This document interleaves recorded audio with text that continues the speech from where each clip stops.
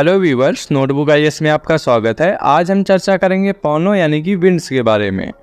पृथ्वी के धरातल पर वायुदाब में क्षैतिज विषमताओं के कारण हवा उच्च वायुदाब क्षेत्र से निम्न वायुदाब क्षेत्र की ओर बहती है। क्षैतिज रूप से इस गतिशील हवा को पवन कहते हैं।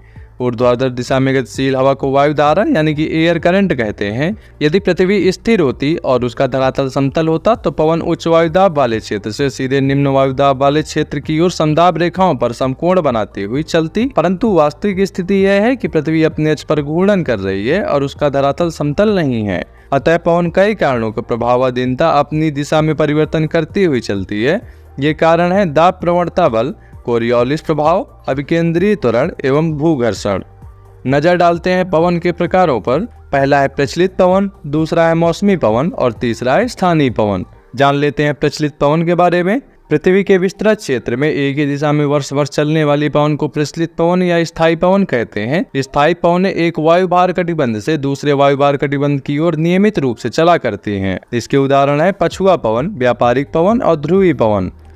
जानते हैं पछुआ पवन के बारे में। दोनों गोलार्ध में उपोष्ण उच्च वायुदाब कटिबंधों से उपध्रुवीय निम्न वायुदाब कटिबंधों की ओर चलने वाली स्थायी हवा को इनकी पश्चिम दिशा के कारण पछुआ पवन कहा जाता है।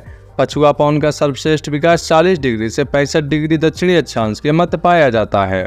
यहाँ के इन अक्षांशों को गरजता 40, प्रचंड 50 या चीखता 60 कहा जाता है। ये सभी नाम नाविकों के दिए हुए हैं। अब नजर डालते हैं व्यापारिक पवन पर। लगभग 30 डिग्री उत्तरी और दक्षिणी अक्षांशों के क्षेत्रों या उपोष्ण उच्च वायुदाब कटिबंधों से भूमध्य रेखीय निम्न वायुदाब कटिबंधों की ओर दोनों गोलार्धों में वर्ष भर निरंतर प्रवाहित होने वाले पवन को व्यापारिक पवन कहा जाता है। कोरियोलिस बल और फेरल के नियम के कारण उत्तरी गोलार्ध में अपनी दाईं ओर तथा दक्षिणी गोलार्ध में अपनी बाईं ओर विक्षेपित हो जाता है।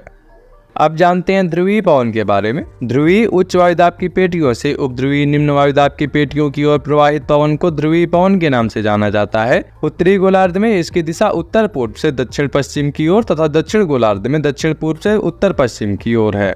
अब नजर डालते हैं मौसमी पवन पर। मौसम या समय के परिवर्तन के साथ जिन पवनों की दिशा बदल जाती है उन्हें मौसमी पवन कहा जाता है, जैसे मानसूनी पवन, स्थल समीर तथा समुद्री समीर। अब जान लेते हैं कोरियोलिस बल के बारे में। पृथ्वी के घूर्णन के कारण पवनें अपनी मूल दिशा में विक्षेपित हो जाती हैं। इसे कोरियोलिस बल कहा जाता है। इसका नाम फ्रांसीसी वैज्ञानिक के नाम पर पड़ा है, जिसने सबसे पहले इस बल के प्रभाव का वर्णन 1844 ईस्वी में किया था। इस बल के प्रभावाधीन उत्तरी गोलार्ध में पवनें दाहिनी ओर तथा दक्षिणी गोलार्ध में अपनी बाईं ओर मुड़ जाती हैं।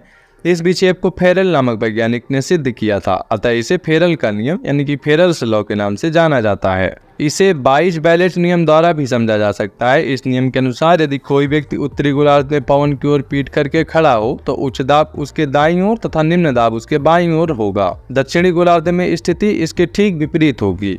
कोरियोलिस बल अक्षांशों के कोण के सीधा समानुपात में बढ़ता है। यह ध्रुवों पर सर्वाधिक एवं विषुवत वृत्त पर अनुपस्थित होता है, यानी ध्रुवों पर पवनों की दिशा में अधिकतम विक्षेप और विषुवत रेखा पर पवनों की दिशा में कोई विक्षेप नहीं होता है। कोरियोलिस बल दाब प्रवणता के समकोण पर कार्य करता है। दाब प्रवणता बल समदाब रेखाओं के समकोण पर होता है। जितनी दाब प्रवणता अधिक होगी पवनों का वेग उतना ही अधिक होगा और पवनों की दिशा उतनी ही अधिक विक्षेपित होगी। इन दो बलों के एक दूसरे से समकोण पर होने के कारण निम्न दाब क्षेत्रों में पवनें इसी के इर्द गिर्द बहती हैं। विषुवत वृत्त पर कोरियोलिस बल शून्य होता है और पवनें समदाब रेखाओं के समकोण पर बहती हैं। अतः निम्न दाब क्षेत्र और अधिक गहन होने के बजाय पूरित हो जाता है। यही कारण है कि विषुवत वृत्त के निकट उष्णकटिबंधीय चक्रवात नहीं बनते हैं। ऐसी महत्वपूर्ण वीडियोज के लिए सब्सक्राइब करें हमारे YouTube चैनल नोटबुक आईएएस को।